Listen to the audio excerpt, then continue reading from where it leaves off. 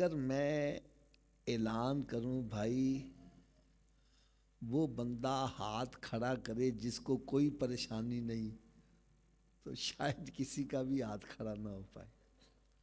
ہر بندہ پریشانی میں مبتلا ہے. اس پریشانی کو دور کرنے کے لیے،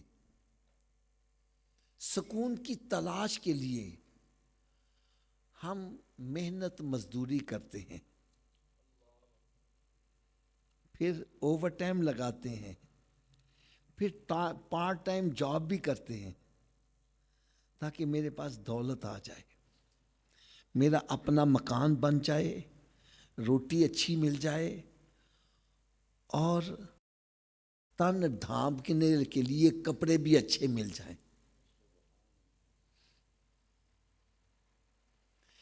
ایک بندہ صاحب مجھے کہنے لگا حافظ صاحب میرا اپنا مکان مل جائے نا مجھے سکون ہو جائے گا. ایک کہنے لگا حافظ صاحب مجھے اپنی گاڑی مل جائے نا مجھے چین آ جائے گا، سکون ہو جائے گا. ایک کہنے لگا جی میرا بینک بیلنس ہو جائے نا مجھے سکون آ جائے گا. میں کہا یار جن کے پاس یہ سب کچھ ہے کیا ان کو سکون ہے؟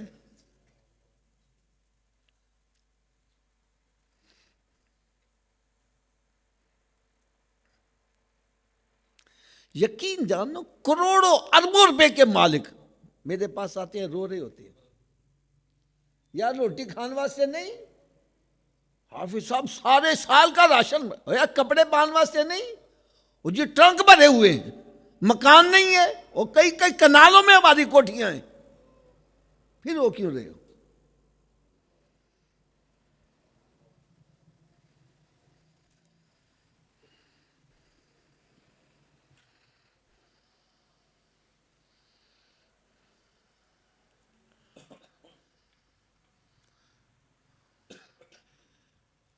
ایک سیاسی پارٹی نے نعرہ بھی لگایا تھا، مانگ رہا ہے ہر انسان روٹی کپڑا اور، لگایا تھا نا،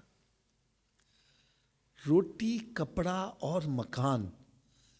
اب یہ سمجھتے ہیں روٹی کپڑا اور مکان بندے کو مل جائے تو سکون آ جائے گا.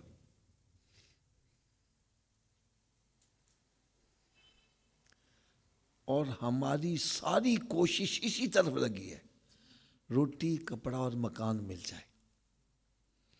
لو میری بات اور سنو، کئی ایسے ممالک ہیں جنہوں نے یہ تینوں چیزوں کی ذمہ داری حکومت نے اپنے ذمہ لی ہوئی ہے.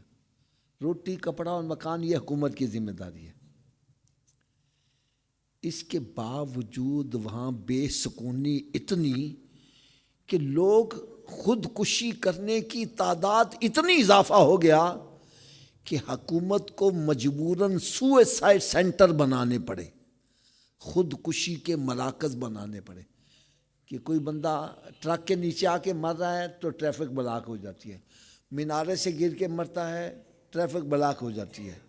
تو لہٰذا جس نے مرنا ہے یہ سوئے سینٹر میں آئے، یہاں پر زہر کی سہولت بھی میسر ہے، ٹیبلٹ کھا کے مرنا وہ بھی سہولت میسر ہے، فائر کر کے مرنا چاہتا ہے تو بھی اس کی بھی سہولت میسر ہے. یار روٹی کپڑا اور مکان حکومت کی ذمہ داری، پھر کیوں مر رہے ہیں؟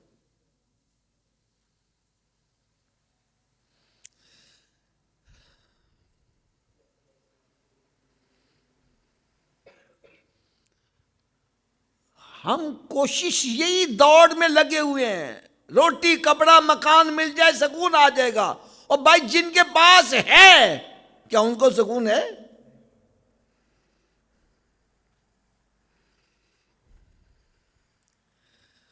اصل میں بات یہ ہے، یہ روٹی اور کپڑا اور مکان یہ ضروریات ہیں ہمارے بدن کی. کس کی ہیں؟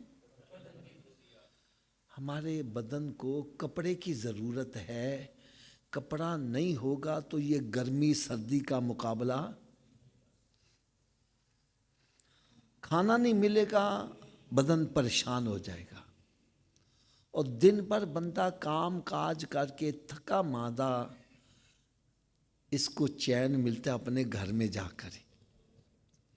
اگر میں آپ کو پی سی ہوٹل میں کمرہ بھی لے دوں، آپ کو اس کمرے میں وہ چین نہیں آئے گا جو آپ کو کچی جھگی میں چین آئے گا، تو جس کا مکان ہی نہیں ہے۔ روٹی، کپڑا اور مکان، یہ تینوں ضروریات ہیں بدن کی، لیکن بدن کے اندر جو روح ہے، جتنی دیر اس کو غذا نہیں دو گے چین نہیں آئے گا۔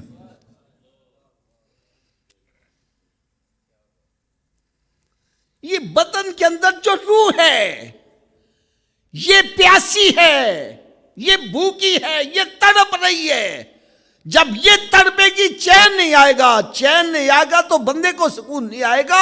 اسی لیے کہتے ہیں نہ دولت سے، نہ دنیا سے، نہ گھر آباد کرنے سے تسلی دل کو ہوتی ہے، خدا کو یاد کرنے سے۔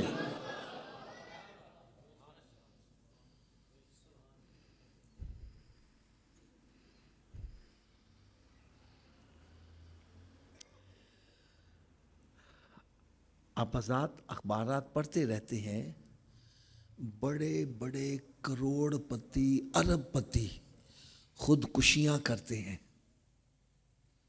آئے دن اخباروں میں آیا رہتا ہے۔ کبھی کسی مولوی کو خودکشی کرتے دیکھا ہے؟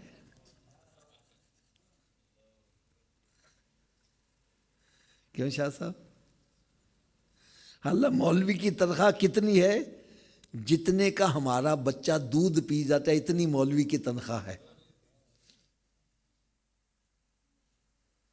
ایک بچہ جتنے کا دودھ پیتا ہے اتنی مولوی کی تنخواہ ہم نے رکھی ہوئی ہے، اور اس بیچارے کے 5 بچے بھی ہیں، پھر بھی وہ خودکشی نہیں کر رہا۔ کیوں نہیں کر رہا؟ ارے بظاہر جسمانی طور پر اس کو خوراک نہیں مل رہی، لیکن قرآن پڑھتا ہے، نماز پڑھتا ہے، روح کو چین مل گیا، اس لیے خودکشی نہیں کر رہا۔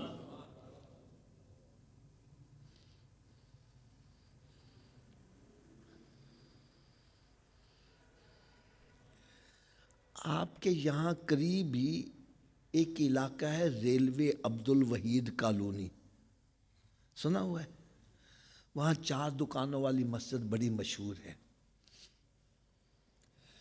حضرت صاحب وہاں میرا ایک مرتبہ بیان تھا، تو بیان کے بعد لوگ لائن میں لگ کر ملاقات کر رہے تھے۔ ملاقات کرنے والوں میں ایک لڑکا، اس کی میرا 14-15 سال عمر ہوگی، وہ بھی کھڑا تھا۔ جب اس کی باری آئی میں نے سلام دعا لیا، نام پوچھا بھئی کہاں سے آئے ہو؟ کہنے لگے جی میں انگلینڈ سے آیا ہوں۔ کہاں سے آیا ہوں؟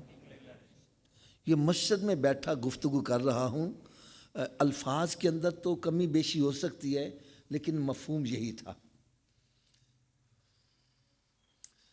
جب اس نے بتلایا انگلینڈ سے آیا ہوں، میں نے کہا بھائی وہاں سے کیسے آئے ہو؟ اس نے کہا جی میرے والد صاحب یہاں بڑے میاں درس وہاں پر رہتے تھے، اور پھر ملازمت کے سلسلے میں انگلینڈ چلے گئے، وہیں شادی ہو گئی، وہیں میری پیدائش ہوئی، اور میں پہلی مرتبہ پاکستان میں آیا ہوں۔ میں نے اس سے کہا، میں نے کہا وہاں اسلام کے بارے میں لوگوں کے کیا تاثرات ہیں؟ کہنے لگا حافظ صاحب اگر حکومت کی طرف سے پابندیاں نہ ہوں تو آج لاکھوں کی تعداد میں غیر مسلم کلمہ پڑھ کے مسلمان ہو جائے۔ اے نوجوانوں سنو ذرا بات۔ میں بڑا حیران، میں کہا یار یہ تو کیا بات کر رہا ہے؟ ہمارے مسلمان تو عیسائیت کی طرف مائل ہو رہے ہیں اور تو یہ کہتا ہے وہ مسلمان ہونا چاہتے ہیں۔ کہنے لگا آپ صرف ان کی مادی ترقی سے متاثر ہو، اندر خانے وہ بالکل تباہ ہو چکے ہوئے ہیں۔ کہنے لگا ان کو رات کو نیند نہیں آتی، جتنی دیر تک 2 بوتل شراب کی نہیں پیتے، دیوار کو ٹکرے نہیں مارتے، ان کو چین نہیں آتا، نیند نہیں آتی۔ وہ کہتے سچا مذہب اسلام ہے، نماز پڑھتے ہیں مزے سے سو جاتے ہیں۔